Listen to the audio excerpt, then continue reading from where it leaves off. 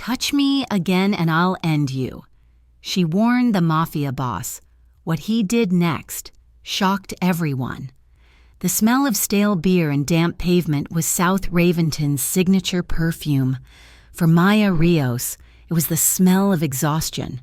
At 26, she felt closer to 40. She locked the heavy glass door of the corner cafe, the metallic clack of the deadbolt echoing into the empty street. Another double shift finished, another 16 hours of smiling, pouring coffee, and wiping down counters, all while a different, colder clock ticked in the back of her mind. The numbers were staggering.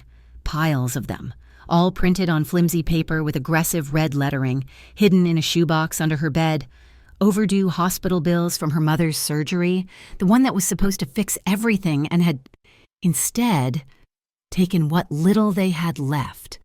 Maya kept the truth of their financial ruin from her mother, manufacturing a cheerfulness she did not feel, shouldering a burden that was crushing her $1.25 tip at a time. She pulled the collar of her thin jacket tighter. The alley was a shortcut, a bad habit she couldn't break, shaving 3 precious minutes off her walk home tonight. The alley was not empty. A shape detached itself from the shadows of a rusted dumpster. "Maya, Maya, Maya!" His voice oozed, slick with false friendship. Her stomach plummeted. Rico Vale. He was built like a fire hydrant, short, thick, and solid, with a smile that never reached his dead, calculating eyes. He worked for a predatory lender, one who had preyed on her desperation when the hospital's billing department turned hostile. "I don't have it. Rico," she said, her voice flat. She tried to step around him. He mirrored her movement, blocking the narrow passage. "That's not what we talked about. We talked about tonight." 10 o'clock. "It is." He checked an oversized, gaudy watch. 10:04. "You're late, and you're empty-handed." "I need more time. Next week, after I get my check." "Time's up." He laughed, a short, ugly bark. "My employer, he's not a patient man. He thinks, maybe, you're not taking this seriously." "I am. Rico shoved her.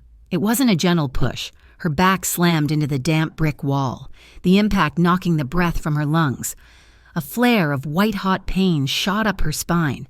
"Hey, maybe you need a reminder of how serious this is," Rico sneered, stepping closer, crowding her space. He raised a hand, his thick fingers curling, and Maya flinched, bracing for the strike. "That's enough, Rico." The voice was new. It came from the mouth of the alley, low and coated in gravel, possessing an authority that stopped the scene cold. Rico froze, his hand still in the air. He turned, his bravado instantly curdling into something that looked like fear. "Mr. Marcelli." I was just..." A man stepped out of the weak cone of light from the street lamp. He was tall, dressed in a suit that probably cost more than Maya made in 6 months. He moved with a quiet, fluid grace that was more dangerous than Rico's thuggish posturing. This was Luca Marcelli, 31 years old, the newly minted, newly consolidated head of the Marcelli Syndicate. He had just spent 2 hours in a stuffy room at the St. Jude Community Center, listening to neighborhood elders complain about trash pickup and a broken streetlight. It was the part of the job his father had always skipped, the part Luca knew was essential.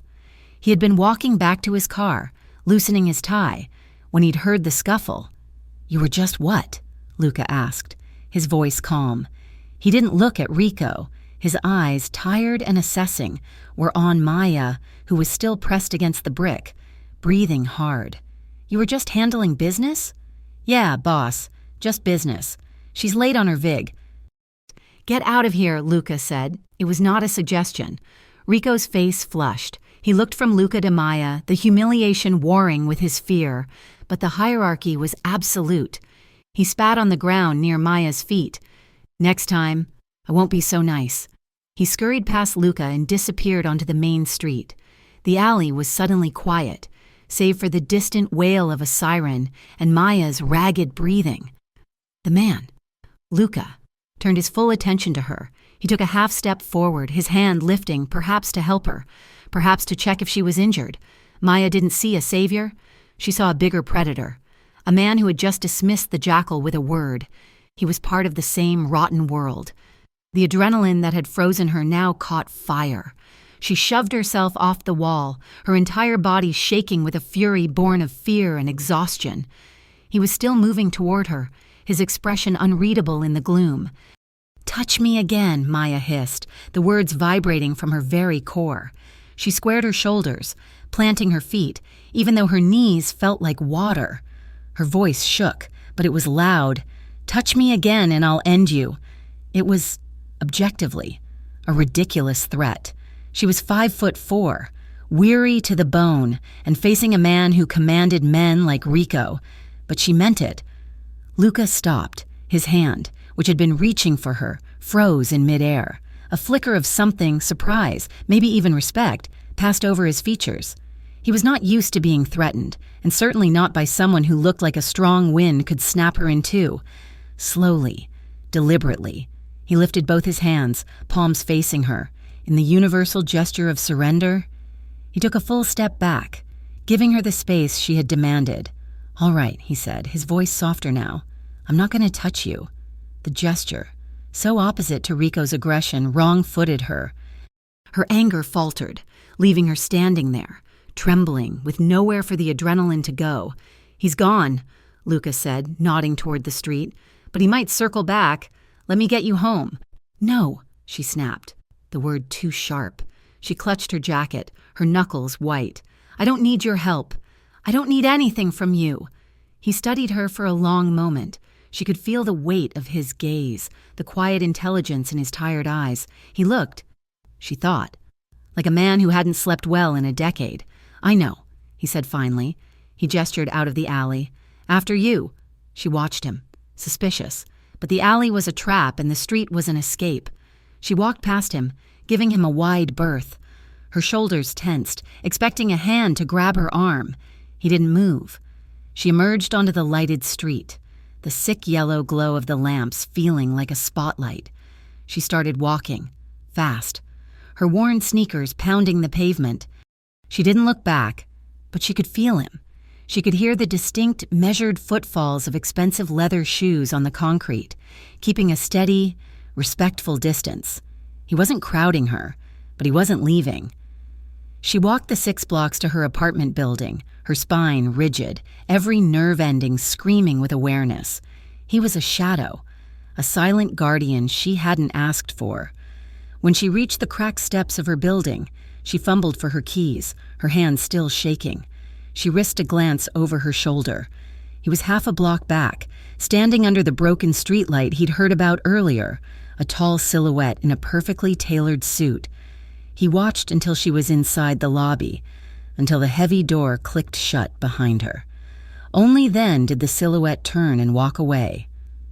The next morning, she was 20 minutes early for her shift, her body sore from the shove, and she saw it, a black sedan, a Lincoln, parked across the street from the cafe. The windows were tinted so dark they looked like polished obsidian. It sat there, unmoving, a silent, menacing statement. Maya bristled. This was not protection. This was surveillance. This was a message. She belonged to him now, whether she liked it or not. This was how his kind operated. They saved you in an alley and then owned you on the street. She spent the entire morning shift fuming, her movements sharp, her smiles for customers brittle. The car never moved. A man in a dark suit sat in the driver's seat, never getting out. He was a deterrent. A piece on Luca Marcelli's chessboard, placed there to keep Rico Vale at bay. To Maya, it felt like a cage. The lunch rush was a blur of sandwiches and steaming cups. At 2:30, during the afternoon lull, the bell over the cafe door chimed. Luca Marcelli walked in the harsh fluorescent light of the cafe. He looked different, younger but also more worn down. His dark hair was perfect, his suit was immaculate, but the shadows under his eyes were deep, and his hands, as he stood by the window, pretending to study the menu. She saw his hands. His knuckles were scarred, the skin pulled tight over the bone, a stark contrast to the expensive wool of his suit. This was not a man who only sat in meetings. He turned and walked to the counter. The few other patrons in the cafe didn't seem to recognize him. He He was just another handsome, well-dressed man. Black coffee, he said. His voice was just as she remembered, low and quiet. She poured it, her hand steady. She slid the cup onto the counter, careful not to let their fingers touch. He paid with a $20 bill, his eyes staying on her face. "Keep the change," he said. He didn't move. He just stood there, by the window, sipping his coffee, watching the street, watching the sedan. The silence stretched, thick and heavy. He was hovering. He was in her space, her place of work, marking his territory. "You can stop," she said, her voice low and sharp. He looked at her, one eyebrow raised slightly. "Stop what?" "Hovering, sending your car, staring, whatever this is. I don't want it." He took another sip of coffee, his gaze thoughtful. "He won't come back while my car is there. And what happens when your car leaves? He comes back. And I'm the girl who's under Marcelli's protection? You've put a target on my back. You've made it worse." He set the cup down. He reached into his suit jacket and pulled out a small, heavy stock business card. It was simple. His name. A single phone number. No title. He didn't need one. He slid it across the counter. "If he bothers you again, call." Maya looked at the card. It felt like a trap, a contract. She looked back up at his face, at his tired, watchful eyes. She felt it then. A strange, unwelcome tug. A pull, deep in her stomach, that had nothing to do with fear and everything to do with the quiet, controlled power he radiated. He wasn't frantic, like Rico. He was calm. He was the eye of the storm. With 2 fingers, her chin held high, she slid the card back across the counter. "I told you," she said, her voice just above a whisper. "I don't need your help." His eyes held hers. A muscle twitched in his jaw. He nodded once, as if she had confirmed something he already suspected. He left the card where it was, abandoned between them. A truce line neither would cross. He finished his coffee in silence and left. The card sat on the counter for the rest of her shift, a small, white rectangle of temptation and danger. Just before closing, she swept it into the trash. That night, she refused the shortcut.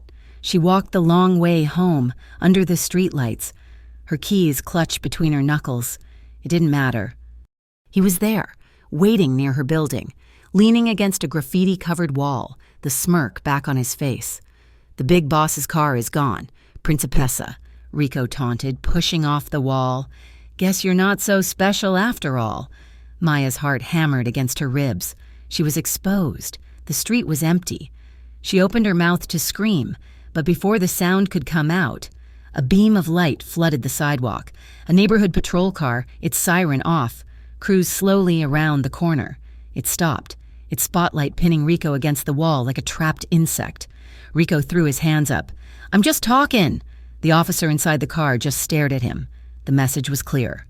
After a tense 10 seconds, Rico spat on the ground, the same gesture of defeated malice, and scurried off into the darkness, this time for good. The patrol car lingered for another minute, then slowly continued on its way. Maya ran the last few feet to her building, her hands shaking so badly she could barely fit the key in the lock. Safe in her tiny, one-room apartment, she leaned against the door, her heart racing. It wasn't a coincidence. The sedan, the coffee, the patrol car. It was a carefully orchestrated campaign. He hadn't just put a guard on her, he had tipped the local precinct. He was using a scalpel, not a hammer. She grabbed her phone and texted her friend, "Sarah, crazy day. A loan shark backed me into an alley." Sarah's reply was instant. "OMG, are you okay? Did you call the cops?" Maya stared at the screen. How could she explain? She typed, deleted, and typed again. "I'm fine. Someone stopped him. A guy." Then tonight the shark showed up again and a cop car magically appeared. A guy, like a hot guy? Maya thought of the expensive suit, the scarred knuckles, the tired eyes. I don't know. He's complicated. He's like a strange, gentle mobster. It's terrifying. Gentle mobster? Maya, stay away from him. That's trouble. I know, she typed. But she didn't send it. She shut her phone off. She was half angry, furious at his high-handed interference, and she was half relieved. A deep, shuddering relief that left her knees weak. She could still smell the faint, clean scent of his suit, a mix of expensive soap and wool. She touched her chest, feeling the strange, unfamiliar heat that had settled there, and she hated him for it, miles away, in an office high above the city. Luca Marcelli stood in the dark, looking out at the map of territories that was Raventon. His jacket was off, his tie was loosened, and his sleeves were rolled up, revealing forearms corded with muscle. His aide, an older, sharp man named Bianchi, placed a thin folder on the polished mahogany desk. "You were right, boss. The girl. Maya Rios. Her mother's medical debt. It was sold off by the hospital. Went through 2 collection agencies before it landed with Vale's outfit. The interest rate is criminal." Luca picked up the papers. He scanned the numbers, the predatory fees, the impossible total. He saw her name, her address. He saw the name of the hospital that had failed her mother and then sold her into debt. He closed the folder, his knuckles white. "This city," he muttered, his voice a low growl. "It eats the good ones." Bianchi waited. Rico Vale is old guard, protected by some of his father's capos. Making a move on him over a civilian, it will be seen as weakness. Luca stared at the folder. He thought of her in the alley. Terrified and defiant, he thought of her in the cafe, proud and angry. "Touch me again and I'll end you." She had spirit. The city hadn't broken her yet. "It's not weakness to cut out a cancer," Luca said. "Predatory lending, the old guard rackets, they corrode us. They corrode the city. They make us no better than him." He tapped the folder. "What do you want to do?" Luca looked out the window again. He could see the lights of South Raventon from here. He thought about the business card she had pushed back at him. She didn't want a handout. She didn't want to be owned. "She's not syndicate business," Luca said, as much to himself as to Bianchi. "I'm not putting her on the books, but I'm not letting Vale or this debt break her." He had to find a different way, a way to intervene without possessing her, a way to protect her that left her free. It was a contradiction, a needle he had to thread, and he wasn't sure it was possible. But as he looked at her name on that paper, he knew, with an unsettling certainty, that he was going to try. The orange slick paper was taped to her apartment door, flapping in the drafty hallway like a dying bird, a 30-day notice, not a warning, but a final judgment. Maya read the legal jargon, her vision blurring. 30 days to pay 3 months back rent or be forcibly removed by the sheriff's department. She ran down the stairs and caught the landlord, Mr. Petrov, as he was getting into his rusting sedan. "Mr. Petrov, please," she begged, her voice sounding thin and desperate even to her own ears. "I just need a little more time. My check comes next Friday. I can pay for this month, and we can work out a plan for the rest." Petrov, a man whose face seemed permanently fixed in a grimace of digestive discomfort, barely looked at her. He adjusted his stained tie. "Plan? No plan. You're late. You're always late. 30 days. Miss Rios, that's the plan. But I've been a good tenant for 3 years. The water heater was broken all last winter. You don't like it, you can leave." He brushed her off, a physical gesture of dismissal, and folded his large frame into the car. He drove away, leaving her on the curb, the orange paper crumpled in her fist. Across the street, in a nondescript gray car, 2 of Rico Vale's men sat. The one in the passenger seat held up a smartphone, coolly recording her shoulders slumping, her hand rising to cover her face as a single, hot tear of pure rage and frustration escaped. They were leveraging her stress, documenting her collapse. The footage was for Rico, a tool to show her just how many ways she was trapped, miles away, in an office that smelled of old leather and new money. Luca Marcelli was also being warned. Bianchi, his consigliere, a man who had served his father for 20 years, stood by the window, his hands clasped behind his back. "The captains are restless. Luca," Bianchi said, his voice a dry rustle. "They say your father would have let Rico Vale handle his business, that he would have skinned the girl for the disrespect she showed you, not protected her." Luca leaned back in his chair, his eyes on the cityscape. "My father's way of doing business is what led to a bullet in his chest. His captains are dinosaurs. Bianchi.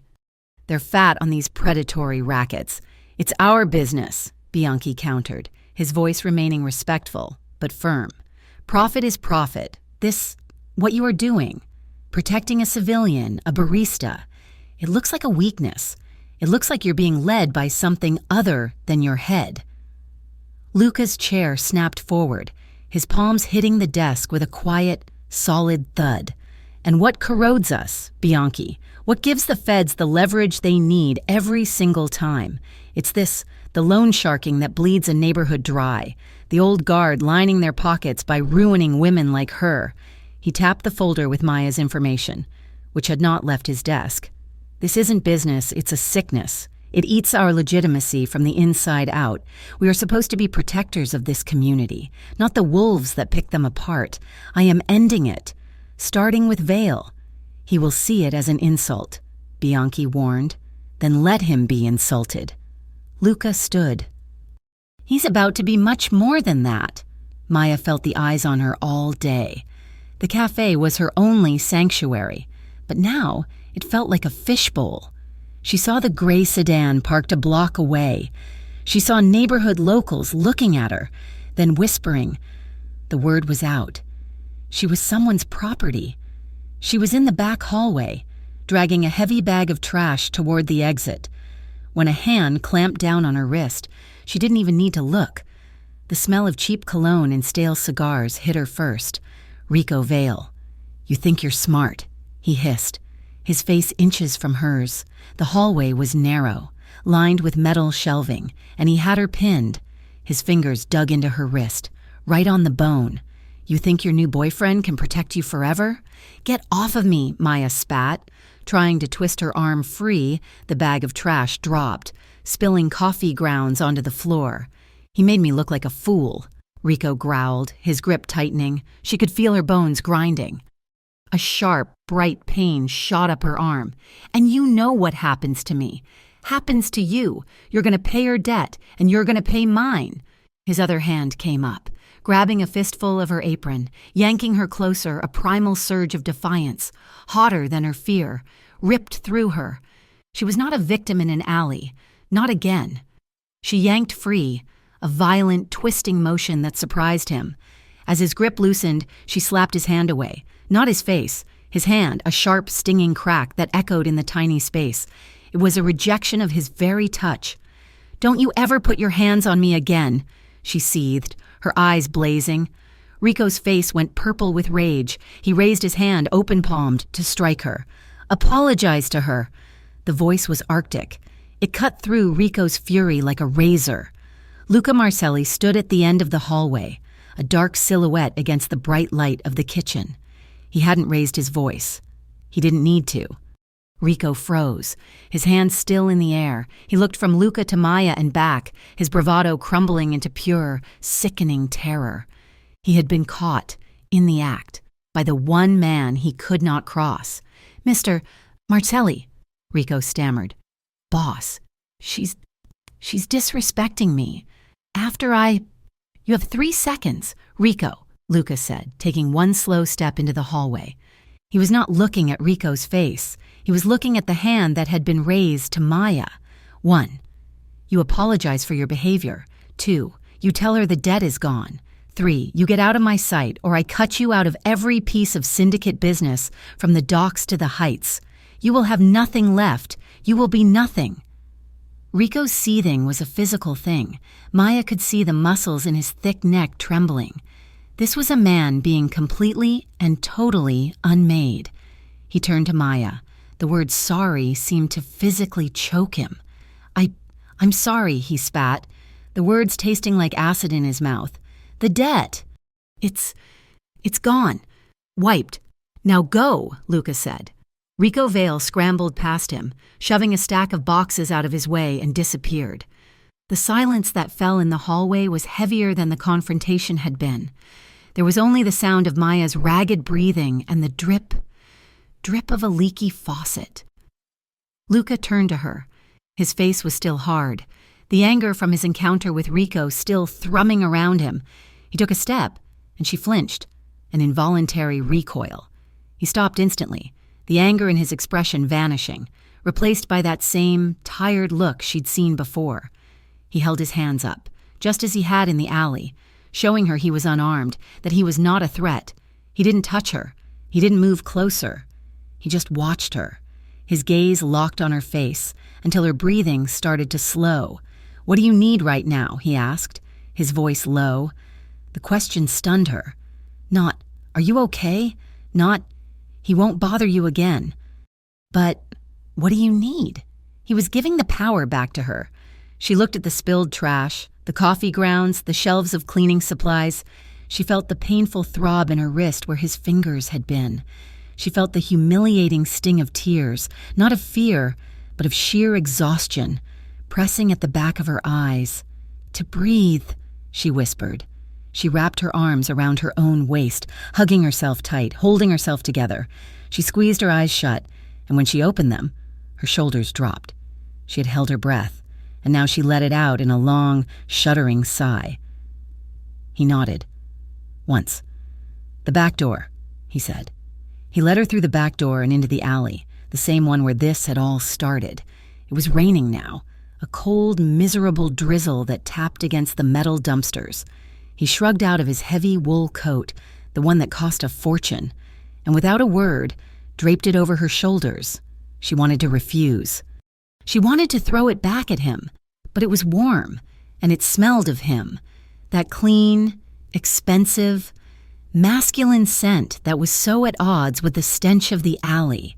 The weight of it was a comfort, a physical shield. They stood there, inches apart, the rain misting around them. Steam rose from their breath in the cold air. He didn't close the gap.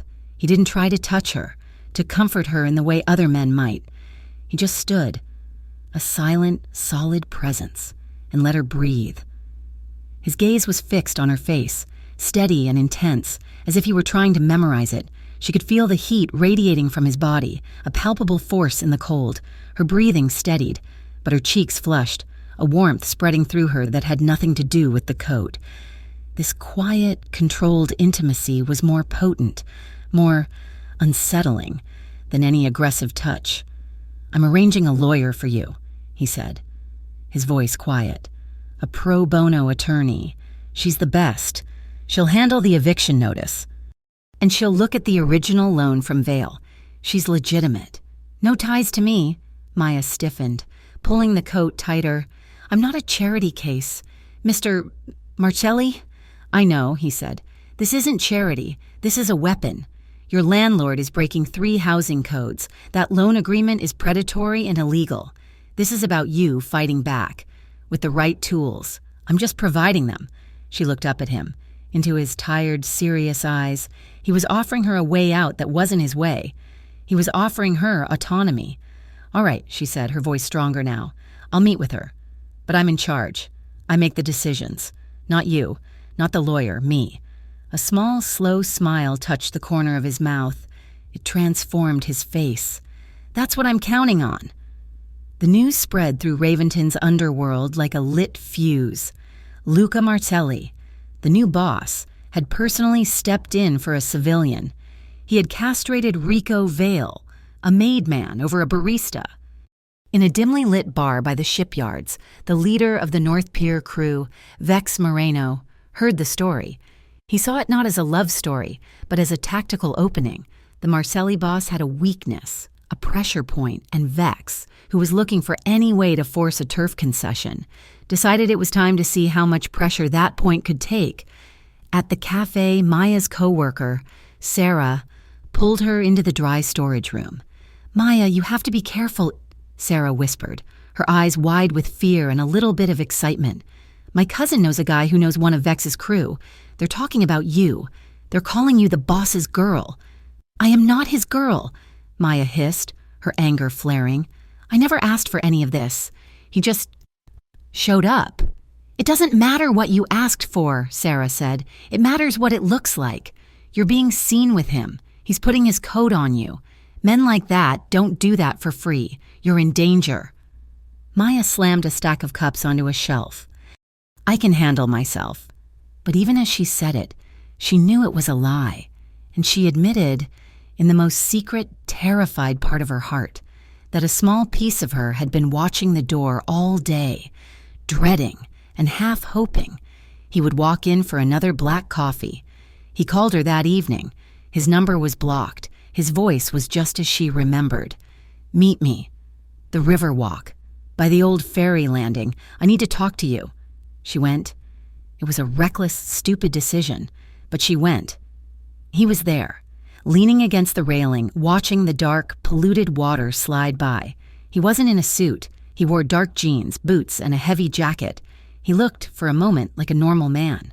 "This is getting complicated," he said, without preamble, as she stopped a few feet away from him. "You mean your rivals think I'm your weakness," she said, crossing her arms. "I know. My friend told me." He turned to look at her, impressed. "You don't hide, do you? I'm tired of hiding." "This is my life, Mr. Marcelli, and it was just fine until you and your goons decided to make it your playground." "It wasn't fine," he said, his voice soft but firm. "You were being hunted, and I'm trying to keep you safe. And I'm trying to keep my life intact," she shot back. "There's a difference. What you call safe, I call a cage. Your car outside my work, your men watching me. Now, your enemies. This is not my world. I know." He scrubbed a hand over his face. "I'm trying to help without strings, but men like Vex, they only see one thing, possession." They stood in silence, the ache to touch, to close the gap, a living thing between them. It was a cold night, but she felt warm. "So, what do we do?" she asked. Finally. "We set boundaries," he said. "You live your life. You let the lawyer do her work, and I will keep my distance. But my protection will be there, whether you see it or not." "Help without strings," she repeated, testing the words. It sounded impossible. "Help without strings," he agreed. The bus ride home was quiet. Maya's mind was spinning. As the bus pulled to her stop, she saw it, a black SUV, parked, its lights off. Not the Lincoln. This one felt different, ominous. She stayed on the bus. "Last stop, miss," the driver called out. She got off, her heart pounding. The SUV's engine turned on. It pulled out, slowly, following her as she walked. She was fumbling for her phone, her hands shaking, when a car horn, long and loud, blared from the cross street. Luca's Lincoln, it shot out of the side street and cut the SUV off, blocking it. The Lincoln was perpendicular to the curb, a solid black wall. The driver's window lowered, and even from half a block away, Maya could see Luca's driver, a big man with a shaved head, just staring at the SUV. It was a silent, vehicular standoff, a message. The SUV's reverse lights flashed. It backed up, made a sharp U-turn, and sped off. The Lincoln sat there for a long moment. Then, it simply drove away, continuing its patrol. Maya made it to her apartment, her legs shaking. She locked the door, bolted it, and leaned against it. She pulled out her phone. She still had his number from the business card, even though she'd thrown the card away. She had memorized it. She typed 2 words, "Thank you." She hit send. Almost instantly, the 3 small dots appeared. He was typing. She watched them, her breath held, her heart hammering. What would he say? That it was nothing, that he'd always be there? She couldn't want more. She couldn't let herself fall into this. Before he could finish his reply, she locked her phone and threw it on the couch, her hand trembling. She was stopping herself before she fell over the edge. But as she stood in her small, dark apartment, she knew, with a terrifying certainty, that she was already in midair. The lawyer's name was Anne Cushing, and she was a shark, but the legal kind. She met Maya in a coffee shop 2 towns over, a place with no connection to Raventon. Anne was all sharp angles and sharper intellect, and she spoke in a rapid-fire cadence that Maya had to strain to follow. "The eviction is stayed," Anne said, sliding a file across the table. "I filed an injunction. Your landlord, Petrov, has been cited for 7 unaddressed housing code violations. He's backpedaling so fast he might fall over." It was the first piece of good news Maya had received in a year. "So I can stay?" "Temporarily, yes. But that's the small fish. Maya, the big one is the debt." Anne leaned in, her voice dropping. "Your loan didn't just land with Rico Vale. It was sold, and sold again. It passed through 3 separate shell companies, all registered in Delaware, all with the same mailing address, a P.O. box in South Raventon. I don't understand, Maya said. It's a washing machine, Anne explained, tapping her pen on the file. They're laundering the debt, inflating the principal with illegal fees at every step, making it impossible to trace. But I found a name on one of the incorporation papers, an ex-Marcelli enforcer named Tommy the Fist Falcone. Maya felt a chill. Marcelli. An old-timer. My investigator says he's part of the old guard, the ones Luca Marcelli is supposedly trying to sideline. But here's the kicker. She flipped a page. Guess who co-signed the lease on that P.O. box? A currently serving precinct lieutenant, Calhan. Maya's blood ran cold. A cop. This wasn't just a loan shark. It was a network, a pipeline designed to bleed people like her dry, and it was protected by the law. What does this mean? It means your debt is the tip of a very large, very dirty iceberg, Anne said, her eyes hard. It means we can fight this. It means we might even be able to get it all dismissed. But it also means this just got a lot more dangerous. While Maya was processing this new, terrifying reality, Luca Marcelli was standing in a cold, cavernous warehouse on the industrial side of the river. The air smelled of rust and diesel. Before him stood 6 men, all in their 50s and 60s, his father's men. Tommy Falcone was among them. You wanted to see us, boss? Tommy asked, his arms crossed over a barrel chest. His tone was just this side of insubordination. I'm looking at the books, Luca said, his voice quiet, but it carried in the vast space. And I'm seeing a lot of profit from side rackets. Rackets I don't remember authorizing. The men shifted. A few of them exchanged glances. Business is business, Luca. Another man, Sal, muttered. Your father understood that. Profit is profit. My father is dead, Luca replied, his voice dropping a degree, becoming colder. And this city is changing. This predatory lending, it's over. A low murmur of dissent rippled through the men. This is our business, Tommy Falcone said, stepping forward. We built this. We've been running these routes for 20 years. You come in, a kid still wet behind the ears, and start telling us how to earn. Over what? Some girl? A woman's tears shouldn't cost us money. Luca. It was a direct challenge. The warehouse went utterly silent. The only sound was the drip of water from the leaking corrugated roof. Luca walked slowly to a heavy steel table in the center of the room. He was holding a thick, leather-bound ledger. He didn't raise his voice. He didn't draw a weapon. He just dropped the book. The slam of the ledger hitting the steel table was as loud as a gunshot. It echoed, sharp and final. The men flinched. A woman's tears? Luca said, his voice a controlled, fierce whisper. He opened the ledger. How about Maria Gonzalez, a 60-year-old widow? You put her on the street for a $5,000 medical bill. How about the Nguyen family? You took their corner store. This isn't profit. This is rot. His finger jabbed at a line in the book. And this is the end of it. As of today, all predatory contracts are void. You will pay fines from your own pockets to this syndicate, and you will personally fund a restitution pool for every victim we can find. Starting with Maya Rios, you will undo the damage. You can't be serious, Sal stammered. That's millions. It's the new cost of business, Luca said, his eyes drilling into Tommy Falcone. You undercut the city. You undercut me. You make us the enemy of the people we live with. I am building something that lasts, not a grubby racket that preys on widows. You're either with me or you're out. And if you're out, Tommy, you leave with nothing. Am I clear? He didn't wait for an answer. He turned and walked out of the warehouse, the heavy door groaning shut behind him, leaving his father's men to stare at the open ledger, their faces pale with fury and a new, unsettling fear.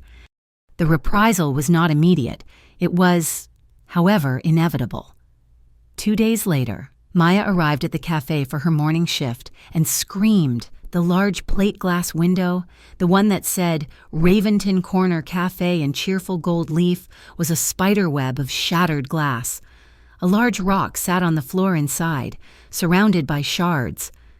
but it was the paint that made her stomach turn. Sprayed across the brick in crude, dripping red letters was a single word: whore. Maya's hands flew to her mouth, a sob of pure violation catching in her throat. Her boss, a nervous man named Mr. Henderson, was on the phone with the police, his voice high and thin. "It's the North Pier crew," the officer who responded said, kicking at the rock with his boot. "Vex Moreno's signature. He's sending a message. To who? I wonder." He looked at Maya, his eyes lingering, full of suspicion and a kind of cheap pity. Her hands were shaking so badly she could barely hold the broom Mr. Henderson gave her. She was sweeping the glass, her back to the street, when the bell over the door chimed. She didn't look up, just swept, tears of rage blurring her vision. "Maya!" She froze. She looked up. Through her tear-streaked vision, Luca Marcelli was standing in the ruined doorway. He was in a suit, as always, but he looked like he had come straight from his car, and he was not alone. Across the street, in the same spot his driver always parked, was a news van, and a man with a phone, filming onlookers, drawn by the police car, were watching, whispering. This was a performance. Vex had set the stage, and Luca had just walked onto it. He looked at the shattered glass. He looked at the word on the wall. His face, which had been tight with a controlled anger, went utterly blank. It was a terrifying, cold stillness. Then he looked at her, at the broom in her hands. He undid the button on his suit jacket. He shrugged it off, folding the $1,000 garment neatly and placing it on a clean chair. He rolled up the sleeves of his crisp, white shirt, revealing his scarred knuckles and the strong, corded muscles of his forearms. He walked past her, took the dustpan from a stunned Mr. Henderson, and crouched down. "You sweep. I'll hold the pan," he said, his voice quiet, as if they were the only two people in the world. And so, as the cameras rolled and the neighborhood watched, the head of the Marcelli syndicate helped his barista sweep up broken glass. He didn't speak. He didn't posture. He just worked, his movements economical and precise, a silent, damning statement. He was not ashamed to be here. He was not hiding. He was claiming his territory, and he was claiming her, but in a way that defied every mafia stereotype. He was helping. They worked in silence for 10 minutes until the glass was gone. Mr. Henderson, having regained some composure, was boarding up the window with plywood. The police had left. The news van remained. "There's a piece," Luca said, his voice low, "on your hand." Maya looked. A tiny, silver shard of glass was embedded in her palm, a small, bright red bead of blood welling up around it. She hadn't even felt it. He guided her into the back room, to the small, metal sink. He was gentle, but his touch was electric. He turned on the tap, his large hand brushing hers as he guided her palm under the cool water. "There's a first aid kit on the shelf," she whispered, her voice sounding strange. He found it. He sat her down on a stool, the only one in the cramped room, and knelt before her. He was on one knee, like a knight, and the absurdity of the thought almost made her laugh. He opened the kit, his movements surprisingly careful for a man with such scarred hands. He took out an antiseptic wipe and a small bandage. "This might sting," he said. He held her hand, his thumb rested on her pulse point, and she could feel the rough warmth of his skin. He looked at her, his dark eyes asking a question. His gaze was so intense, so focused, it felt more intimate than a kiss. He was asking permission. Her breath hitched. She could feel the rapid, frantic beat of her heart against her ribs. She gave a small, almost imperceptible nod. He carefully, gently, plucked the shard of glass from her palm. She winced. He cleaned the tiny wound with the wipe, his touch careful, his eyes never leaving hers. The world seemed to drop away. There was no cafe, no Vex, no debt. There was only this small, cramped room, the smell of antiseptic, and the heat of his hand holding hers. He wrapped the bandage around her palm, his fingers brushing her skin. When he was done, he didn't let go. He just held her hand for a moment longer, slowly, as if in a trance. She reached out with her other hand, the uninjured one. She didn't know what she was doing. She just felt the need to touch. She rested her hand on his shoulder. She could feel the hard muscle beneath his shirt. He closed his eyes. He leaned in, slowly, and rested his forehead against hers. They stayed like that, unmoving. His breath was warm on her cheek. She could feel a shiver, a deep, cellular tremor, run through her. They hadn't kissed. They hadn't even truly embraced. But in that moment, with their foreheads resting together, his hand holding hers, they had crossed a line. This was something fragile. This was something real. And it was terrifying. The stalemate, however, was not just on the street. It was with the law. 2 days later, a black and white pulled up as Luca was leaving a meeting. Lieutenant Calhan got out of the passenger side. "Mr. Marcelli," Calhan said, his voice a gravelly, official bark. He was a thick man, his uniform straining over a gut. A word. They stood on the sidewalk, a picture of civic cooperation. "Heard about that mess at the cafe?" Calhan said, not looking at him. "A shame. Things are getting heated. Vex Moreno is a problem." "He is," Luca agreed, his voice neutral. "Maybe he's a problem because he's being provoked," Calhan suggested. "You start meddling in business that isn't yours. You start stepping on toes. Things get messy. I'd hate to have to start raiding your fronts. Mr. Marcelli, I hear your shipping compliance isn't quite up to code." It was a direct threat. Luca smiled, a thin, cold expression. "And I hear your brother's investment firm just had a very good quarter. Lieutenant, amazing returns, almost miraculous, especially given the influx of new capital from all those little shell companies. It would be a shame if that paper trail, the one my lawyers are currently untangling, found its way to the Internal Revenue Service. I hear they're much scarier than I am." Calhan's face went pale, then a blotchy, angry red. The stalemate crackled between them, thick and dangerous. "You keep your nose out of my precinct," Calhan snarled, his official mask dropping. "And you keep your hands out of my city's pockets," Luca replied, his voice still quiet. He got in his car and left Calhan fuming on the curb. Maya felt like she was living in a different, more dangerous version of her own life. She tried to find normal. A few days later, she took a small bouquet of cheap carnations to the cemetery, to the small, quiet bench that served as her mother's memorial. She sat on the cold stone, the wind whipping her hair. "I'm in so much trouble, Mom," she whispered, her voice breaking. "I met this man. He's not a good man. I know he's not. He's dangerous. But he protected me. And I don't know what to do. I'm so scared. I'm scared of the men who are after me, and I think I'm even more scared that I'm starting to need him." She sat there until the sun started to dip, her confession hanging in the cold air. When she stood up, she saw him. Luca. He was standing a respectful distance away, by the iron fence, his hands in the pockets of his jacket. He hadn't interrupted. He hadn't approached. He had simply waited. She walked toward him, her heart a heavy, aching weight. "Were you listening?" "No," he said. "I was waiting to make sure you were safe." He walked her home, side by side. They didn't talk about the debt, or Vex, or Calhan. They talked about the weather. They talked about a dog that ran by. It was so normal it was surreal. As they walked, their hands brushed, once, twice, a small, accidental contact that felt like a jolt of electricity, but he didn't lace his fingers with hers. He respected the boundary. The next day, the online rumor exploded. The video of Luca helping her clean the cafe had gone viral in Raventon.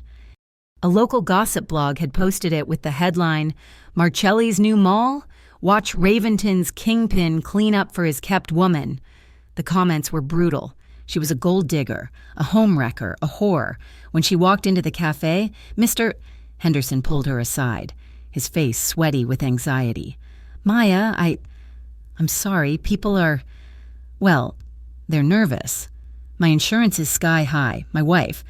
She doesn't want any trouble. Maybe you should take some time off, just until things cool down." She was being fired, punished for surviving, punished for being vandalized. "Until when? Mr. Henderson?" she asked. her voice flat. He couldn't meet her eyes. She took off her apron and left. She was 2 blocks away when her phone rang. It was him. "He fired you," he said. It wasn't a question.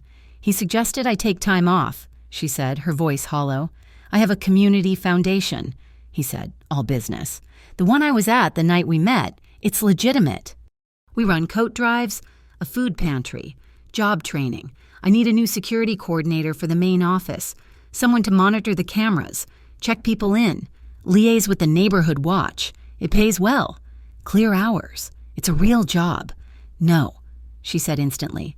"I am not your charity case. I am not your kept woman. I will not work for you. It blurs the lines." "I know," he said, and she could hear the frustration in his voice. "But you're not safe. Maya, Vex is still out there. Calhan is watching you. Being out on the street looking for work, that makes you a target. I'll take my chances," she snapped and hung up. She spent the next day printing resumes and walking into stores. Every single one of them recognized her from the video. She got a lot of nervous apologies. No one was hiring.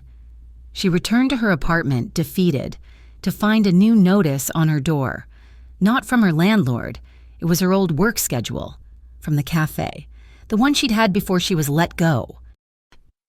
It was taped to her door, with a red circle around her old closing shift. 10 o'clock. It was a message from Vex or Calhan or maybe Rico. It didn't matter. They were telling her they knew her routine. They were telling her she was still theirs to play with. Her blood ran ice cold. She tore the paper from the door, her hands shaking. This was not protection. This was a threat. She called him. "I'll take the job," she said, her voice hard. There was a silence on the other end. "Okay," he said. "But on my terms," she said, her voice gaining strength. "I want clear pay, on a real payroll. I want clear hours. I want a contract. I am an employee, Mr. Marcelli. Nothing else, no favors, no blurred lines. This is a job, that's all." She heard him exhale, a sound that might have been a laugh or just relief. "Agreement, not ownership," he said, his voice soft. "I told you. Maya, that's what I'm counting on." He smiled. She couldn't see it, but she could hear it in his voice. And for the first time, she smiled, too. It was a small, grim smile, but it was a start. She was taking back control. The Marcelli Community Foundation was not what Maya had expected. It was not a sterile office or a front for laundering money. It was loud, chaotic, and smelled of donated wool and industrial-strength coffee, located in a converted warehouse in a part of town that was slowly trying to heal. It was a hub of constant, frantic activity. Her job, technically, was security and intake coordinator. She sat at a desk by the front door, her back to a wall of monitors. She signed people in for the food pantry, buzzed in deliveries, and kept an eye on the street. It was a job, with a contract and a paycheck that cleared, but the winter coat drive was in full swing, and it was all hands on deck. Maya found herself spending more time in the back, sorting through massive bags of donated clothes, than at her desk. It was here, in this space, that she saw Luca. He was not just a name on the letterhead, he was a constant presence. He was not the man who had terrified Rico Vale or stared down a corrupt police lieutenant. Here, he was just Luca. She watched him from behind a mountain of children's snowsuits. She saw him listen with surprising, unfeigned patience as a neighborhood elder, a woman in her 80s named Mrs. DeMarco, complained for a full 10 minutes about the quality of the donated bread. He didn't dismiss her. He nodded, asked questions, and then personally walked her to the pantry manager to find a different, softer loaf. She saw him with the reformed ex-cons, the men who worked the loading docks, a younger, volatile man, new to the program, had started shouting at a manager. Luca had materialized, not with threats, but with a hand on the man's shoulder, pulling him aside. Maya couldn't hear the words, but she saw Luca's body language. He wasn't crowding the man, he was standing with him, his voice low and steady until the man's shoulders dropped, the anger draining out of him, replaced by a sullen, exhausted nod. He navigated the donors, rich, pearl-wearing women from the Heights, with that same quiet, unsettling patience. He accepted their checks with a reserved smile. his eyes revealing nothing. A perfect mask of gratitude.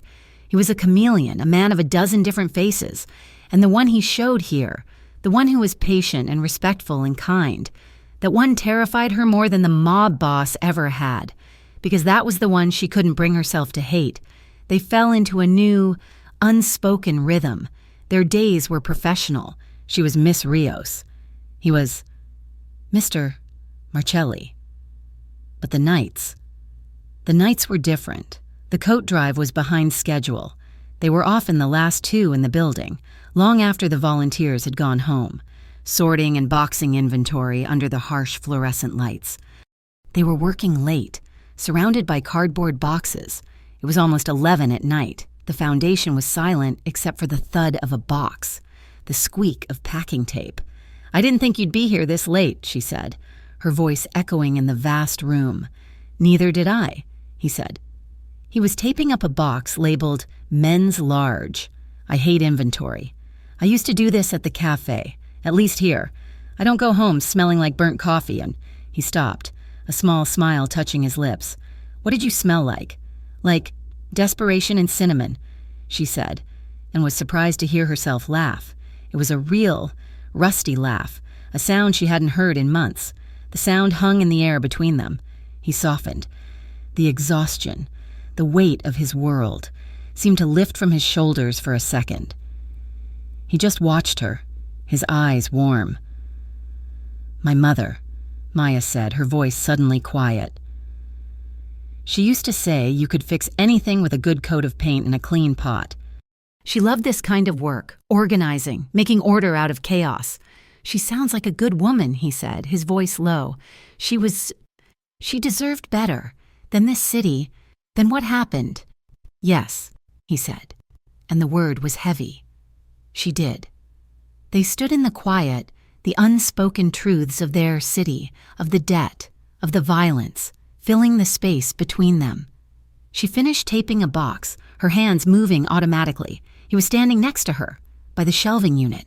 She reached for another empty box, and her hand brushed his. No, not even his hand. His knuckles, the scarred, rough knuckles, grazed the side of the cardboard box, just an inch from where her own hand rested.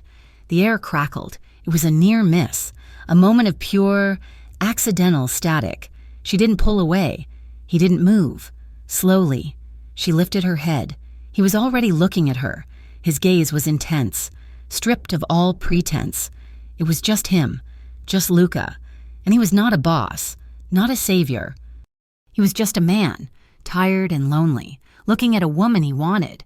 She didn't know who moved first. Maybe she did. She leaned in, just a fraction, and he met her. He didn't grab her. He didn't take... His hand, the one that had been on the box, came up, but he didn't touch her face. He cupped her jaw, his thumb resting lightly on her cheekbone, a gesture of profound, heartbreaking gentleness. It was a question. She closed her eyes. His lips were warm and surprisingly soft. It was a slow, careful kiss. It was hesitant. Then it was sure. It was a kiss of shared exhaustion, of mutual survival.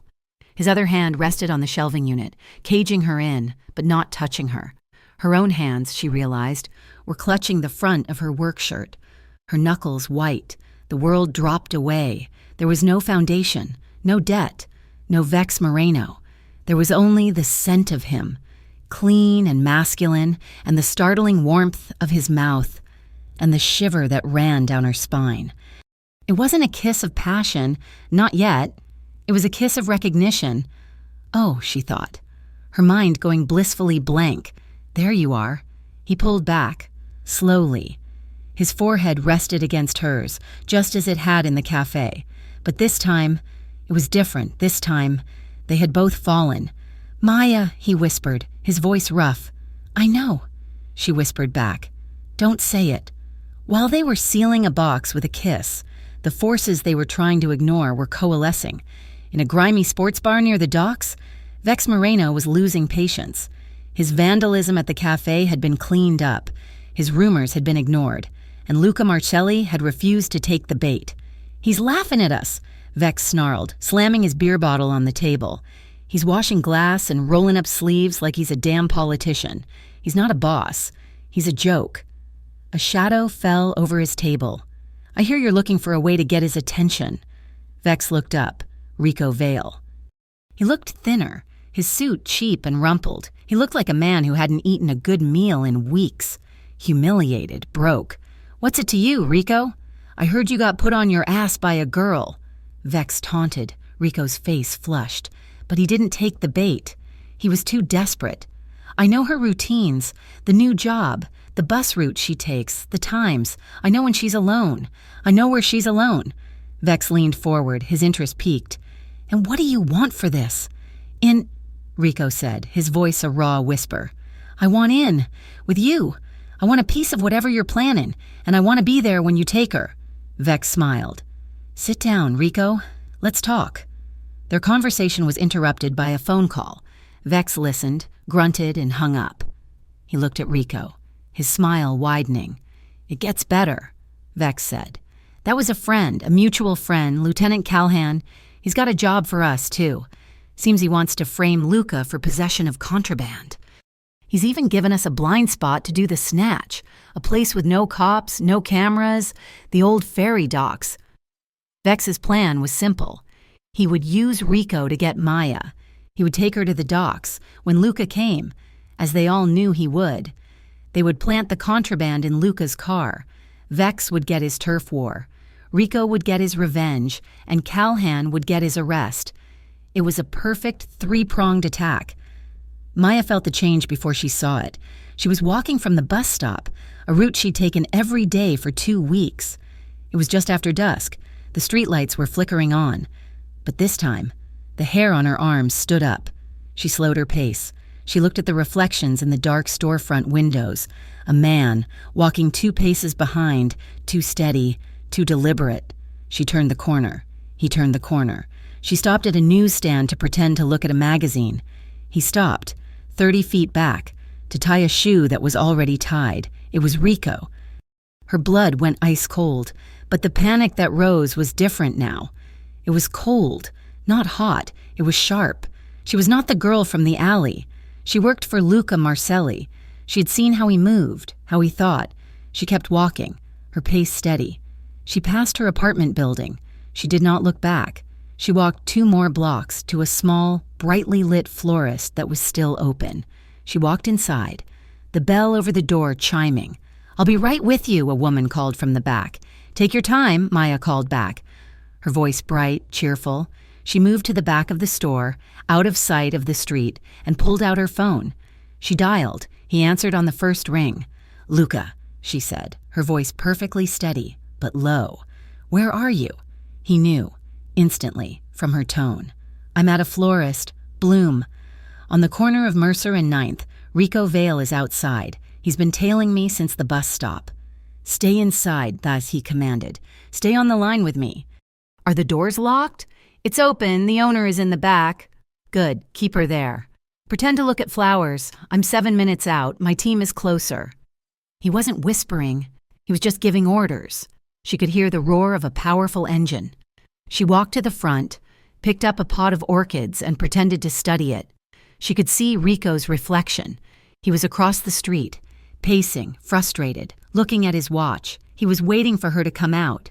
He's still there, she murmured. He's getting agitated. He can wait, Luca said, his voice a low growl. I'm 2 minutes. As if by magic, 2 black sedans, not the Lincoln, turned onto the street. They didn't speed. They didn't use their sirens. They simply arrived. They parked, one on either side of the florist. Blocking the street, 2 men got out of each car. They didn't look at Rico. They just stood on the sidewalk, watching the doors. Rico saw them. He saw the suits, the earpieces. He saw the trap close. His face went pale. He started to walk away, quickly. He's running, Maya said. He won't get far. Luca said, just then, the Lincoln turned the corner. Luca was in the passenger seat. He was already out of the car before it stopped. He walked into the florist, the bell chiming. His eyes found her. He didn't come to her. Not at first. He walked to the front window, looked out, and spoke into his sleeve. Got him. Bag him. Then he turned to her. He walked over, his face a mask of controlled fury, and he stopped, just in front of her. He didn't touch her. He just looked at her, his eyes scanning her, checking for injuries. "You're okay," he said. It was a statement. "I'm okay," she confirmed. "What do you want to do?" he asked. "What do you mean?" "He's a civilian problem, Maya. We have him. My men can handle him, or—" He gestured to the street, where one of his men was now courteously holding a confused Rico by the arm. "We can call the police. The real police. And you can press charges, stalking, harassment." This was it, the choice. His way or her way. "I want to press charges," she said, her voice clear. "I want it on the record. I'm not a victim, I'm a witness." He nodded, a look of profound, dark pride in his eyes. He pulled out his phone. "Bianchi, get Detective Hart. Tell her we have a present for her." They filed the report at the precinct, not the one Calhan ran, but a downtown office.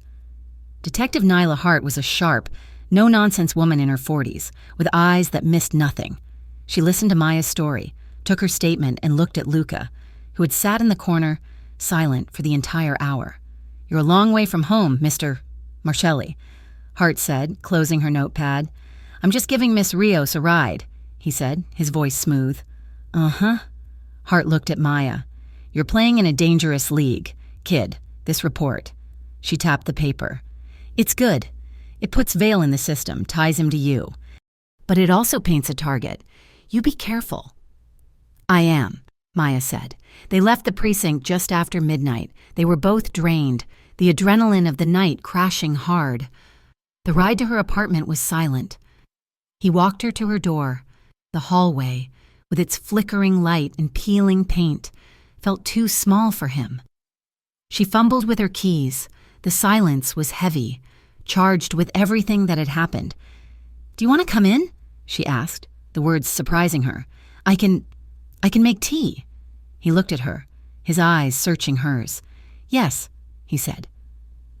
Her apartment was tiny, but it was clean, and it was hers. He looked impossibly large in the small space, his suit jacket draped over the back of her only chair. She made tea, her hands still shaking slightly. They sat on the couch, inches apart, holding the warm mugs. "You were good tonight," he said, his voice quiet. "You didn't panic. You were smart. I was terrified," she confessed, "but I was also angry. He thought I was still the same girl he pushed in the alley. He was wrong." "Yes," he said. He was. He set his mug down on the floor. He turned to her. He didn't move, just looked at her. The silence was back, but it wasn't empty. It was full of the kiss in the warehouse, the fear in the florist, the exhaustion in the precinct. He reached out, his hand covering hers where it rested on the couch cushion. His palm was warm, his skin rough against hers. It was a simple gesture, but it felt as final as a contract.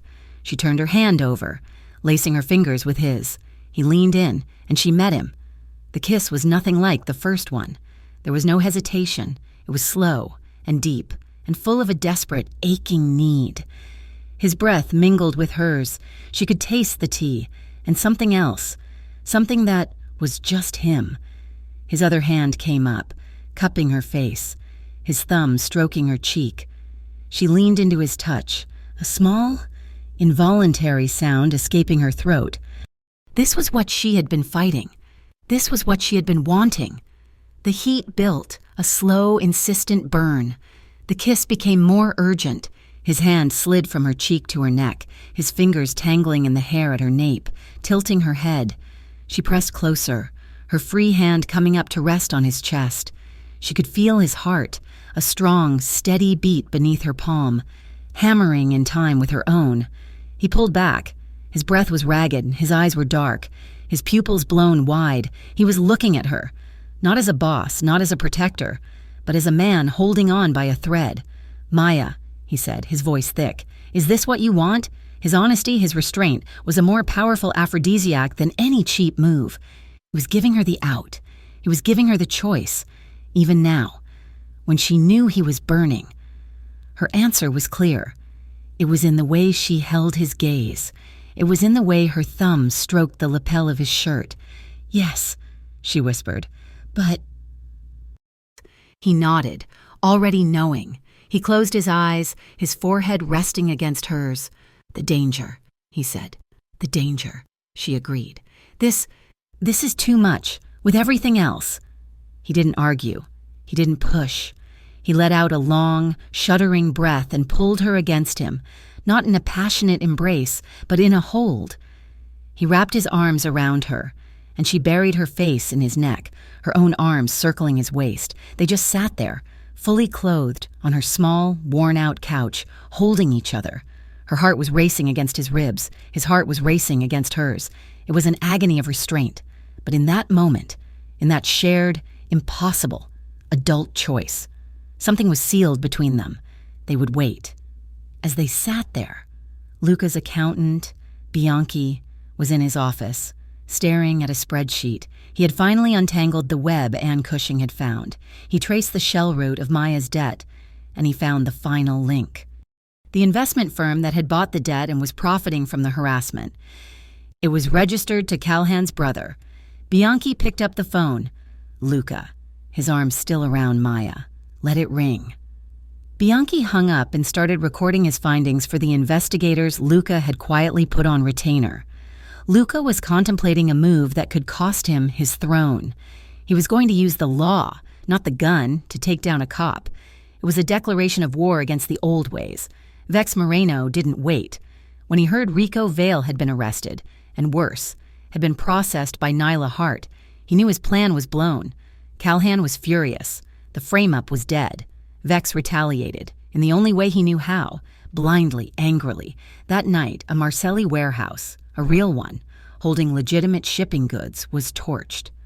The fire lit up the night sky over the docks. Luca's captains were screaming for blood. They wanted Vex's head. They demanded a war. Luca refused, and he didn't hit back. He didn't send his men into the North Pier. Instead, he doubled the protection on his community sites.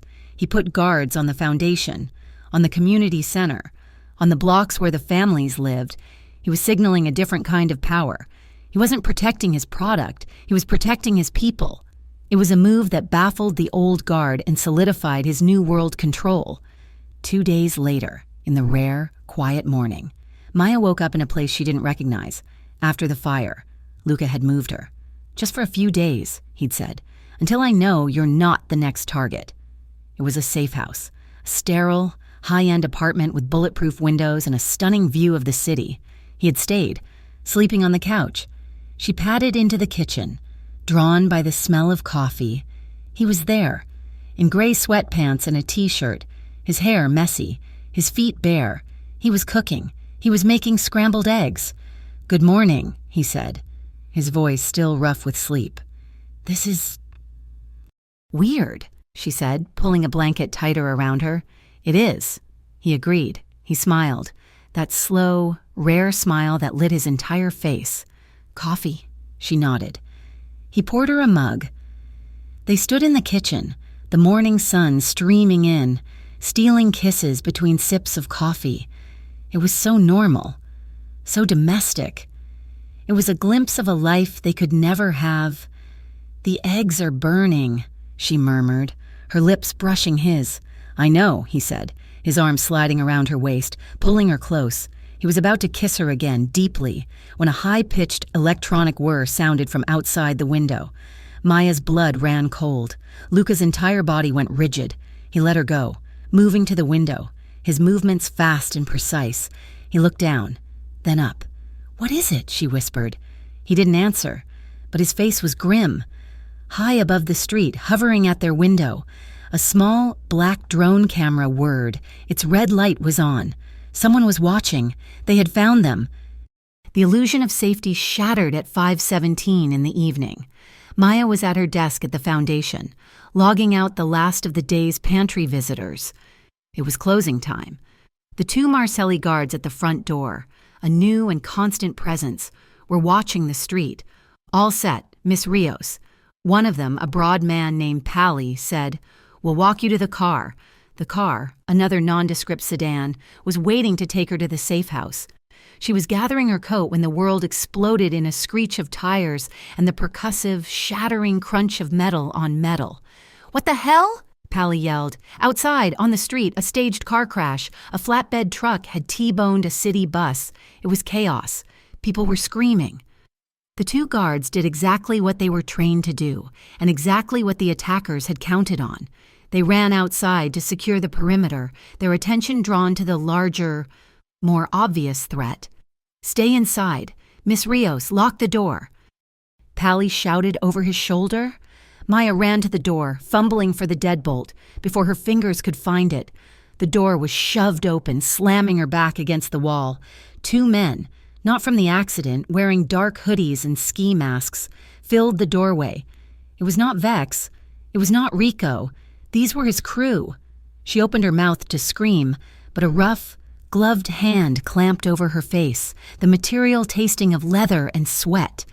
She was lifted off her feet. She kicked hard, connecting with a shin, and was rewarded with a grunt and a brutal shove. "Get her in the van," a voice barked. She was dragged out the front door, past the screaming onlookers who were all filming the bus crash.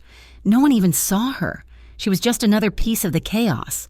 Her hands were yanked behind her back, the plastic bite of a zip tie cutting into her wrists. Tight, too tight. Another tie went around her ankles. A strip of foul-smelling duct tape was slapped over her mouth, and a black bag, smelling of burlap and oil, was shoved over her head. She was thrown, not placed, into the back of a van. The door slammed, plunging her into a terrifying, rattling darkness. The vehicle peeled out, its tires squealing, leaving the staged crash, the foundation, and the two distracted guards far behind. Luca was in his office, on the phone with his lawyer, when his private phone chimed, a text from an unknown number. He ignored it. It chimed again, and again, a rapid, insistent series of pings. He muted his lawyer. "What is it?" he snapped. "Sir," Bianchi said, his face pale. "The guards at the foundation just called in. There was a crash. They were distracted. She's gone." The blood left Luca's face. He hung up on the lawyer and opened the text. It was a video file. He clicked play. The image was grainy, lit by a single bare bulb hanging from a chain. Maya. She was bound to a metal chair. The bag was off her head, but the tape was still on her mouth, her dark hair wild, her eyes wide with a defiant terror. She was breathing hard, her chest heaving. Vex Moreno stepped into the frame, his face a caricature of a smile. He held a phone to his ear, as if he were talking. "Hey, boss," Vex sneered into the camera. "Nice place you got. I'm just calling to talk about a transfer, a little turf, the North Pier, all of it, and, let's say, 500,000 in cash, for my trouble." He walked over to Maya, stroked a finger down her cheek. Her entire body flinched, a violent recoil. Luca's hand tightened on his phone so hard the screen protector cracked. "You've got 2 hours, Luca," Vex said, his voice dropping. 2 hours to get me my money. And if I see a single cop, if I even smell a uniform, I'll just disappear her. The river's deep, you know? Nobody ever finds what goes in." The video ended. The silence in Luca's office was absolute. Bianchi and 2 of his senior captains, who had been in the meeting, watched him. They were waiting for the order. They were waiting for him to unleash the dogs, to call his men, to start a war that would burn the city to the ground. Luca stood up. He walked to the window, his back to them, and looked down at the city. He was not breathing. "Bianchi," he said, his voice terrifyingly calm. "Get me Detective Hart, now." Bianchi stared. "Boss? Nyla Hart?" "Did I stutter?" Luca turned, his eyes not angry, but cold, glacial. "And get me the number for the federal liaison she works with on the Organized Crime Task Force, the one she thinks I don't know about. Luca, what are you doing?" Sal, one of the old guard captains, stepped forward. "This is family business. You don't call the cops. He took what's ours. We hit back. We take his head. That is the code." "The code is broken," Luca said, turning back to the window. "The code got my father killed. The code is what let Calhan and his rats build a nest in our city. The code is what put her in that chair." He picked up his personal phone and dialed. "Detective Hart," he said, his voice all business. "I have a situation, and I have a gift. You want Vex Moreno? You want Lieutenant Calhan? You want the whole predatory racket from the shell companies to the badge? I'm going to give them to you. All of them, but in return, I need a coordinated rescue, and I need protection for every civilian in that dockyard." He listened. "Yes, she's there. The old ferry docks, Pier 4. He's holding her there. He gave me 2 hours. That gives us about 90 minutes. I'm sending you the ledgers. All of them, Calhan. The shell firms, my father's old rackets, everything. You have my full cooperation, but you do this my way, or I hang up, and I will burn this city down to find her. Am I clear?" He hung up and looked at his men. "We're not starting a blood feud. We are finishing one. We are ending this. Tonight." The preparation was tense. Luca's men, a dozen of them, gathered in a disused mechanic's garage. They were armed, but Luca's orders were chillingly specific. "Minimal force," he said, standing over a map of the docks. "This is not a firefight. We are not the cowboys. We are backup. Nyla Hart's team is primary. They go in from the river, fast and loud. Our job," he pointed to the single-access road, "is containment. We set up 2 vans, here and here. No one gets out, Vex's crew, Calhan's lackeys. They are trapped. But you do not, I repeat, do not use lethal force unless your life is in immediate danger. This is not about macho rituals. This is about Maya's life. This is about Raventon's future." Sal spat on the concrete floor. "This is weakness. You're inviting the feds into our house. You're letting a woman tell you how to be a boss." Luca walked up to him, his 5'11" frame seeming to tower over the larger man. His voice was a whisper. "And you're letting your ego cost this city its soul. She is not a prize, Sal. She is a person. And her life matters more than your pride. You follow my order, or you can walk out that door and never come back." Sal held his gaze, and then, for the first time, the old guard captain looked away. Maya was in the dark. The chair was cold. She could hear the river lapping against the pilings outside the warehouse, the metallic creak of the old building. Vex and his men were in the next room, drinking, laughing, waiting. She was terrified. But beneath the terror was the ice, the cold, sharp anger that had saved her from Rico. She was not a victim. She was a witness. She was alive. She tested the zip ties. They were brutally tight, cutting into her wrists. The tape was still over her mouth. She breathed through her nose, deep, steady breaths. "Breathe with me." She heard his voice in her head. She focused. She remembered her jacket, the one she was still wearing, the cheap zipper. She'd felt it when they'd tied her. It was broken, one tooth sticking out at a sharp, metallic angle. She shifted in the chair. It was a minuscule movement. She worked her hands, still bound behind her, trying to reach the zipper pull. Her shoulders screamed. She twisted, her back aching, until her fingers brushed the metal. She began to saw. She angled the sharp, broken tooth against the edge of the plastic zip tie.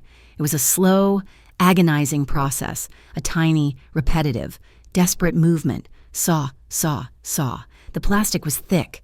She didn't know if it would work. She felt a hot, wet sting.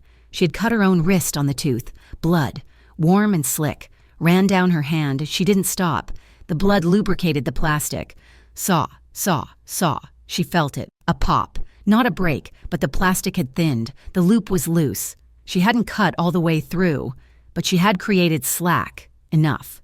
She pulled her wrist back into the tight, original position, the blood making her skin slick against the plastic. She sat perfectly still. She was ready to bolt. The docks were cold. The wind off the river was sharp. Vex had dragged Maya's chair out into the open, onto the rotting pier, as a show of good faith. A single light illuminated them. "He's late," Vex snapped, checking his watch. "I'm here," Luca's voice. He was walking out of the darkness, onto the pier. He was alone. He wore a suit, no jacket, just the vest and shirt. His hands were open, at his sides. He was unarmed. Vex laughed, a sharp, nervous sound. "Just you, boss. No army. I'm disappointed." Luca didn't look at Vex. His eyes found Maya. He was 20 yards away, but his gaze was a physical thing, a lifeline. He saw the tape, the fear in her eyes, the way she was holding herself. He didn't nod. He didn't smile. He just looked. "I'm here. Breathe with me." She saw him. And her terror, The wild, heart-pounding panic receded. She took a breath through her nose. She was not alone. Then, and only then, did Luca turn his attention to Vex. "You wanted to talk terms. Let's talk." "The terms are simple," Vex sneered. "The cash, the territory." "The territory is a mess," Luca said, walking closer, slowly, his hands still open. "The shipping lanes are a disaster. You have no idea the headache you're inheriting." He was stalling. He was walking. He was closing the distance. From the river, a sound, not a boat engine, a whisper. "What was that?" Vex asked, looking over his shoulder. In that instant, Nyla Hart's tactical unit, in a black, silent-running inflatable, hit the pier. "Police! Get down! Hands in the air!" Simultaneously, two large, black vans, the kind used by electricians, slammed into the chain-link gate at the street, blocking the only exit. Luca's men. The world erupted. Flashbang grenades detonated, bright, blinding flashes of light and concussive sound. Vex's men, disoriented, started firing blindly. Maya didn't wait. The second the first flash went off, she ran. She ripped her right hand free of the loosened zip tie, the plastic tearing her skin. But she was free. She ducked her head and ran, not toward Luca, but toward the darkest part of the pier. A shot rang out, aimed at her. "Maya!" Luca was there. He wasn't running toward Vex. He wasn't running toward his men. He was running toward her. He tackled her, but not a tackle. He covered her, his arms wrapping around her, his entire body becoming a shield, and they went down, skidding on the wet wood, ending up behind a stack of rusted pilings. He hadn't fired a shot. "Stay down," he commanded, his voice a roar. The chaos was suddenly organized. Neela's team was efficient, moving, shouting commands. Luca's men, in the dark, were a silent, containing force. A single cruiser, its lights and sirens screaming, tore down the access road, slamming on its brakes. Calhan, he jumped out, his gun drawn. "What the hell is this? Who authorized this raid? Hart, is that you?" Nyla Hart, calm as ever, walked out of the shadows, her weapon lowered. "Good evening. Lieutenant, You have no jurisdiction." "Oh, but I do," Nyla said, her voice carrying. "Lieutenant Calhan, you are under arrest for conspiracy, racketeering, and affiliation with a known criminal enterprise." "This is insane. You're on camera. Hart, you're all on camera," he shrieked, tapping his own body cam. "I know," Nyla smiled. "We're counting on it. Tell us all about your brother's investment firm."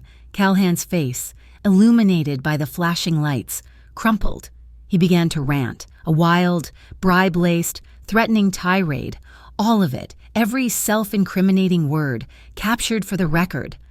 Vex Moreno, seeing it was over, seeing Calhan cuffed, made a last desperate lunge for a fleeing angle, trying to dive into the black water. Luca, his hand on Maya's head, holding her down, saw the movement. He left her. Just for a second, he moved faster than she had ever seen him move. He didn't draw a gun. He tackled Vex, a clean, brutal, textbook takedown. Vex's head hit the wood with a thunk. Luca was on top of him, pulling his arms behind his back, restraining him, but not killing him. He was cuffing him with another zip tie. It was over. The sirens, the real ones, were fading in. Maya was pressed against the piling, shaking so violently she couldn't feel her legs. Luca was there, his jacket gone, his suit vest and shirt stained with grime. He knelt in front of her. His hands, those scarred, strong hands, were trembling. He didn't speak. He just took off his suit jacket, which he'd apparently been holding, and wrapped it around her shoulders. It was warm. It smelled of him. "Maya," he said, his voice raw. He touched her face, his thumb wiping at the bloody smear from where she'd torn the tape from her mouth. "Are you hurt? Did they hurt you?" She just shook her head, unable to speak, her teeth chattering. The cameras arrived, the local news, drawn by the fire and the police scanners, swarmed the pier. They descended on the scene, a mass of flashing lights, microphones, and shouted questions. They surrounded Luca, who was still kneeling, his back to them, shielding Maya. Mr. Marcelli, was this a turf war? Was this Vex Moreno? What happened here?" Luca stood. Slowly, he turned, his body blocking the cameras from Maya. He was disheveled, bloody, and exhausted. He looked, for all the world, like a defeated man, but his eyes were on fire. He stared, not at the reporters, but directly into the lens of the lead camera. His voice was quiet, but it carried, silencing the chaotic scrum. "My name is Luca Marcelli," he said, "and I am cooperating fully with Detective Nyla Hart in federal law enforcement. Tonight, we have begun the work of ending the predatory pipeline that targeted this woman and hundreds of others. This isn't a turf war. This," he said, his voice dropping, "is a cleanup." Raventon reeled. The city, which had braced for a bloody, predictable turf war, was left gasping for air, confused by what it had witnessed. The monster, Luca Marcelli, had not behaved like a monster. He had not executed his rival on the pier. He had, instead, handed him, a corrupt cop, and a mountain of incriminating evidence over to the authorities. The news cycle exploded. Pundits on late-night panels were baffled. Some called it a brilliant strategic pivot, a new mafia emerging, using the law as a weapon. Others, in the lifestyle columns, called it romance, painting Luca as a dark prince. His every action dictated by a desperate love for a South Raventon barista? Maya's name trended for 48 hours. Her face, grainy stills from the cafe vandalism, was everywhere. Debates raged online and in coffee shops about protection versus paternalism. Had Luca saved her? Or had he, by his very presence, endangered her? Was she a damsel in distress? Or was he a controlling force that had co-opted her life? In a sunlit, private hospital room 2 days later, none of it mattered. Maya sat on the edge of the bed, her wrists bandaged where the zip ties had torn the skin. She had been cleared of any serious injury, but they were holding her for observation, mostly to keep her away from the media circus. Detective Nyla Hart sat opposite her, her notepad open. "We have enough to put Vex Moreno away for a very long time. Maya, attempted kidnapping, assault, conspiracy. Your testimony, combined with Rico Vale's, is the final nail." Maya just nodded, her gaze distant, in the corner, by the door. Luca stood. He had been there for 3 hours, a silent, watchful shadow in a dark suit. He hadn't approached. He hadn't interrupted Nyla's debrief. He just stood, his hands clasped in front of him, keeping his distance. He was giving her the room, the space she had always demanded. Nyla closed her notepad. "You did good, kid. You're a hell of a witness." She stood, nodded curtly at Luca, "Mr. Marcelli," and left the room, the door clicking softly shut behind her. The silence that filled the room was heavy, thick with everything unsaid. Luca didn't move. He was waiting. Maya looked at her bandaged hands, resting in her lap. Then slowly, she looked at him. He met her gaze, his eyes tired, but steady. She didn't say anything. Instead, she lifted her right hand, the one that was less injured. It was a small, quiet gesture, an offering, an invitation. He crossed the room in 2 strides. He didn't grab her hand. He knelt, just as he had in the cafe, so his eyes were level with hers. He looked at her outstretched hand and then at her face. She reached out the last few inches. He met her, his large, warm hand covering hers. She didn't stop. She threaded her fingers through his, lacing them together. Her small, bandaged hand held firmly in his scarred, strong one. It was a small, decisive act. It was an answer. While she was healing, the city was being rebuilt. Legally. Anne Cushing, the attorney, used Luca's ledgers and Nyla Hart's arrests to full effect. She secured a sweeping court order, a class-action victory, that voided not just Maya's debt, but over 200 other predatory contracts tied to Calhan's ring. The shell companies were frozen, their assets seized, the restitution funds, millions of dollars bled from the community, were not returned to the syndicate. At Luca's public insistence, the money was used to seed the Marcelli Community Foundation's new Raventon Relief Program, a fund dedicated to victim advocacy and debt relief. And, in a move that stunned the city, the program was not run by his men, but by a board of community overseers, including Mrs. DeMarco from the bread line, the pantry manager, and, when she was ready, Maya Rios, It was 2 weeks later. Maya was back in her own apartment. The locks had been changed. The 30-day notice was a bad memory. She was playing soft music, something with a quiet piano. The warm lamplight made the small space feel like a sanctuary. The knock on her door was soft. She opened it. Luca. He looked.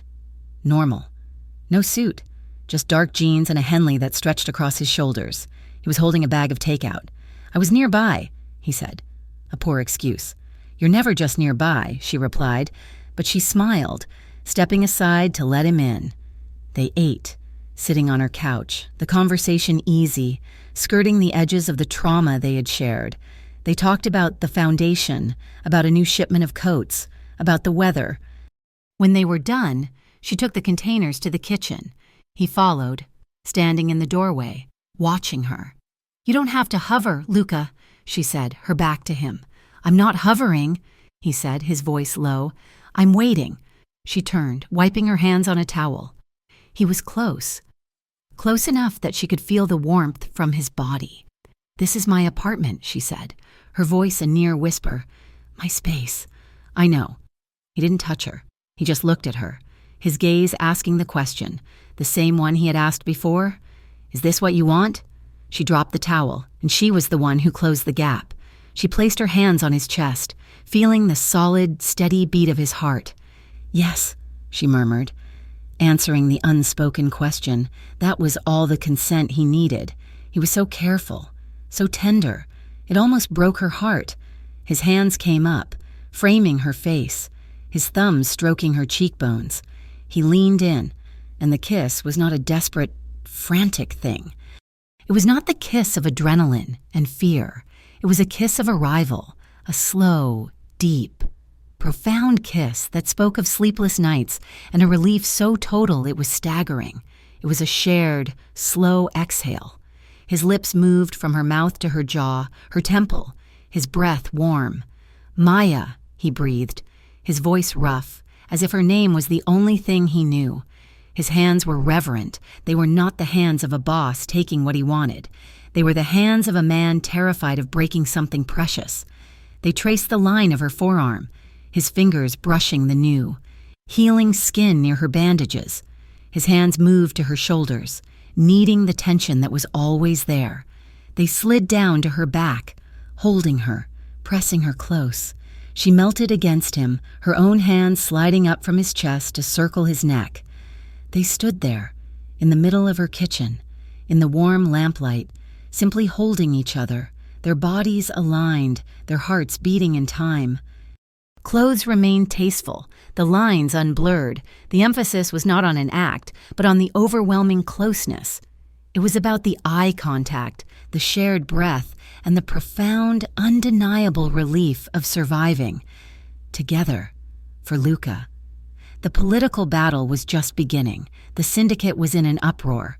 Sal and the old guard were furious. He had brought the law into their business. He had given up their ledgers. He called a meeting, not in a warehouse, but in a clean, rented conference room. The old way is done, he told them, his voice flat, no room for negotiation. The predatory rackets, the drugs, the back alley payoffs, it's over. It's a dying business, and it will get us all either killed or imprisoned. What's the new way, boss? Sal sneered. Bake sales? Luca pointed to the whiteboard. Security? Legit? Bonded security for the new construction downtown. Shipping compliance. Half the companies on the pier are failing federal inspections. We will make them pass. Construction apprenticeships. We have the labor. The city needs the buildings. He looked at the 10 men in the room. This is the new way. It's harder, it's slower, it's less profit. For now. But it lasts. I am offering you a choice. Adapt and build something real with me. Or walk. Take your buyout and retire. But if you walk, you are out. And if you cross me, if you try to keep the old rackets, I will use the same tools I used on Calhan. On you. It was a revolution. That day. Several captains left. They took the buyouts, muttering about weakness, about his father, but enough stayed. Enough were tired of looking over their shoulders. Enough were smart enough to see that the city was, in fact, changing. The Marcelli syndicate began its painful, slow pivot toward legitimacy. The trials were swift. Rico Vale, facing his own long list of charges, flipped to save himself. He testified against Vex, and he laid bare the entire workings of the shell firms. Maya was there, in the gallery, when he took the stand, and he wouldn't look at her. She watched him, his cheap suit, his sweaty brow, his voice weak as he answered the prosecutor's questions. She felt nothing, not fear, not anger, only a quiet, cold finality. Her chin was lifted. She was no longer afraid of his voice or his hands. At a community forum a month later, held in the high school gymnasium, Luca sat in the front row. He was there to publicly support the city council's new task force on predatory lending. He was just another concerned businessman. The final speaker of the night was a surprise, added to the list by Nyla Hart. It was Maya. She walked to the podium, her voice shaking and only for a moment. She spoke about her mother. She spoke about the debt, and then she looked out, at the crowd, at the cameras, and at the man in the front row. "We need protection," she said, her voice clear and strong. "We deserve to be safe in our homes and on our streets. But we must demand a new kind of safety. We must be clear. Here," her eyes found Luca's. "Protection is not possession." The gym was silent. Luca held her gaze, and then, slowly, deliberately, he nodded once. He was meeting her where she stood, in the light, in public. The fallout settled. Vex Moreno was sentenced to 25 years to life. Calhan lost his badge, his pension, and was facing a long, complex federal trial. Mr. Henderson from the cafe sent Maya a letter, a rambling, tear-stained apology, offering her job back, with a raise and full medical benefits. She smiled, folded the letter, and stayed at the foundation. She was building programs she wished had existed when her mother got sick. She was in charge. One evening, at dusk, they were walking, the river walk. The air was crisp, the smell of autumn replacing the rot of the summer. The city lights trembled on the dark water. Maya leaned her head on his shoulder as they walked. "You know," she teased, her voice light, "I think about that first night. In the alley." "I try not to," he said, his voice a low rumble. "You listened," she said, looking up at him. "When I told you, 'Touch me again and I'll end you.' I was terrified, and I was bluffing, and you were a mafia boss, and you just backed up. You listened." He smiled, that rare, slow smile that was only for her. "You were very convincing." A strand of her hair blew across her face. He lifted his hand, but stopped, his scarred knuckles inches from her cheek. She met his gaze, and she leaned in, just a fraction, closing the distance, inviting the touch. Only then did he gently, carefully, brush the hair behind her ear, his fingers warm against her skin. Their bodies were aligned, a perfect, comfortable fit. They chose a difficult adult future. It was a love bound not by ownership, but by consent and autonomy. They were building a safer Raventon. One choice, one day at a time, through stubborn, unglamorous courage. In the distance, a siren wailed, a high, lonely sound cutting through the night. The old world, the old dangers, were still there. But Maya didn't flinch, and Luca didn't reach for a weapon. They just stood together, hands laced, ready to protect what they were making, without losing who they were. Thank you so much for listening to our story. We are so grateful to have you here. We would love to know where you are listening from, so please comment below and let us know. If you enjoyed this story, be sure to subscribe to Mafia Romance Stories for more. We cannot wait to share our next story with you. Please share your thoughts with us in English.